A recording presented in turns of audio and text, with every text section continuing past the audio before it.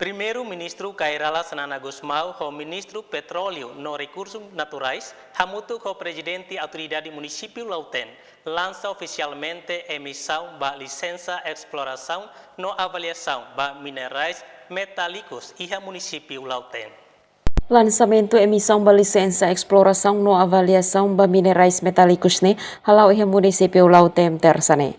Dehusi discurso e salão GMT Los Palos, primeiro-ministro Cairala Sanana Gusmão Dehan, nia contente declara lançamento ne no dar vitória ba povo no nação o dihakat ba desenvolvimento hahuhusi Lauten. Chefe governo Dehan ia plano estratégico de desenvolvimento nacional tinan rihun rua sanulu resing ida to tinan rihun rua nulu resing tolu identifica ricuso ing raileteng Timor Leste composto husi fatuk, fatuk potássio, sulfúrio, besimusam, dolemite no selutang nebe equipa geologia se buka na fating ha município hotu.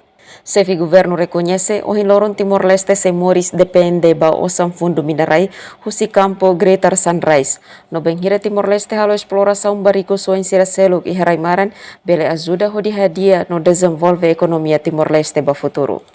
Husi município Lauten Dominga Soares Jenice da Costa STL News.